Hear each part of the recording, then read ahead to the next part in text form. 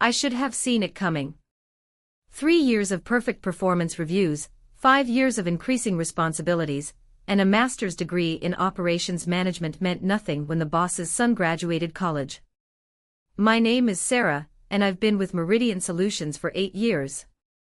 What started as an entry-level analyst position had grown into something much more significant, though my title never quite reflected it. I was the person everyone came to when systems broke down, when clients had complex requests, when the quarterly reports needed to actually make sense. The promotion to operations director had been all but promised to me. My manager, Janet, had mentioned it in 3 separate one-on-ones. HR had already started the paperwork. I'd even begun planning how to restructure the department's workflow. Then came the announcement. On a Tuesday morning, during our all-hands meeting, Janet stood up with that particular smile that meant bad news was dressed up as good news. I'm excited to announce that Tyler Brennan will be joining our team as the new operations director, she said. Tyler Brennan. 23 years old, fresh out of state school, and son of our CEO, Marcus Brennan. The room fell silent. 47 pairs of eyes found me in the back corner, where I always sat. I kept my expression neutral, professional. But inside, something crystallized. Something cold and calculating that had been building for years of watching incompetence get rewarded while merit got overlooked. Tyler started the following Monday. 6 feet tall, confident smile, expensive suit that probably cost more than most people's monthly rent. He introduced himself to the team with the kind of casual authority that comes from never having to prove yourself. I know some of you might have questions about the transition, he said during his first team meeting. Sarah will be staying on as senior operations analyst to help me get up to speed. Senior operations analyst. A demotion disguised as continuity. The first week was manageable. Tyler shadowed me, asked reasonable questions, seemed genuinely interested in understanding the department's functions. I began to think maybe this could work. Maybe his inexperience could be offset by his willingness to learn. I was wrong. By week 3, Tyler had stopped asking questions and started making demands. Sarah, I need you to redo the Morrison account analysis. The client wants more detailed projections. I pulled up the Morrison file on my screen. Tyler, we delivered those projections last Friday. They approved them yesterday morning. Well, I want to see additional scenarios. What if their revenue drops by 15%? What if it increases by 25%? 3 hours of additional work for a client who had already signed off. But I did it. I always did it. Week 4 brought new challenges. Tyler started scheduling meetings during my lunch breaks. It's the only time I have available, he'd say, despite his calendar being mysteriously empty most afternoons. He'd assign me projects at 4:55 p.m. that were due first thing the next morning. I need the quarterly efficiency report reformatted, he announced one Thursday evening. The charts need to match our new brand guidelines. What new brand guidelines? I asked. The ones I'm developing. I'll have them to you by tomorrow morning so you can incorporate them. Circular logic. Classic power play. Create an impossible timeline, then blame the subordinate when it can't be met. But I had advantages Tyler didn't know about. 8 years at Meridian had given me relationships throughout the company. I knew which vendors gave kickbacks, which managers inflated their budgets, which departments had been quietly hemorrhaging money for years. More importantly, I knew the Brennan family history at the company. Marcus Brennan hadn't founded Meridian Solutions. He'd married into it. His wife, Catherine, had been the daughter of the actual founder. When she died 5 years ago, Marcus had inherited control, but the board of directors still held significant power.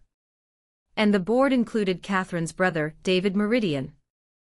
David Meridian, who I'd met at the company Christmas party 3 years ago. who'd spent 20 minutes talking to me about operational efficiency metrics while his wife talked to my husband about their shared love of historical novels. Who'd given me his business card and said to reach out if I ever had ideas for improving company performance. Month 2 of Tyler's reign brought escalation. He started taking credit for projects I'd completed. The Hartwell Industries proposal that had taken me 6 weeks to develop became Tyler's innovative approach to client solutions in the monthly leadership meeting. Sarah provided some helpful research, he mentioned in passing, like I was a junior analyst who'd Googled some statistics. The breaking point came during the quarterly review meeting with our biggest client, Pinnacle Technologies.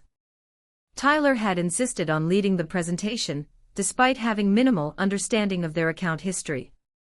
Our third quarter results show a 12% increase in processing efficiency, he announced confidently. The client's CFO, Maria Santos, frowned. That's interesting, because our internal metrics show a 8% decrease in efficiency during that same period. Tyler's face went blank. He looked at me desperately. I had prepared for this. I knew Pinnacle's numbers better than they did. I could have saved him. Instead, I sat quietly and watched him flounder. Well, there might be some discrepancies in how we're measuring. Tyler stammered. Are you saying your metrics are wrong, or ours are? Maria asked. The meeting ended with Pinnacle requesting a comprehensive review of our partnership, and Tyler blaming me for not preparing him properly. You should have caught that discrepancy, he said afterward. I did catch it. 3 weeks ago. I sent you an email about it. I never got that email. I had the read receipt. I always had the read receipts. The next month brought daily humiliations. Tyler started scheduling team meetings where he'd openly question my work in front of the entire department. Sarah, can you explain why the Henderson report shows conflicting data in sections 3 and 5? There's no conflicting data, Tyler. Section 3 covers Q2 numbers, Section 5 covers Q3. That seems unnecessarily confusing. In the future, let's try to maintain consistency across all sections. Manufactured confusion. Create a problem that doesn't exist, then position yourself as the solution. He began assigning me tasks that were clearly beneath my skill level. Data entry that should have gone to interns. Filing physical documents in alphabetical order. Scheduling his meetings and managing his calendar. I need you to coordinate with the caterer for next week's client lunch, he announced one Friday. Tyler, that's typically handled by the administrative team. I need someone I can trust to get it right. Trust. The word he used when he meant control. But Tyler had made a crucial mistake. In his eagerness to diminish me, he'd started communicating his demands through email. Every unreasonable request, every last-minute assignment, every time he'd taken credit for my work was now documented in writing. The company's employee handbook, which I'd helped revise 2 years ago, had very specific language about workplace harassment, inappropriate delegation of responsibilities, and creation of hostile work environments. It also had detailed procedures for reporting such issues. More importantly, it had recently been updated to include protections against retaliation and requirements for thorough investigation of all complaints. David Meridian had personally championed those updates after a discrimination lawsuit at a competitor had cost them millions in settlements. I began documenting everything. Screenshots of emails. Records of meeting times and locations. Witnesses to Tyler's behavior. A pattern of escalating demands that served no business purpose beyond asserting dominance. The final piece fell into place when Tyler made his biggest mistake. During a department-wide video call, he announced a new performance improvement plan that applied only to me. Sarah will be working with HR to address some efficiency concerns, he said, smiling directly into the camera. We want to make sure everyone on our team is performing at their highest level. A performance improvement plan. The corporate equivalent of academic probation. A paper trail that leads directly to termination. Except Tyler had forgotten that HR hadn't approved any such plan. He'd forgotten that performance improvement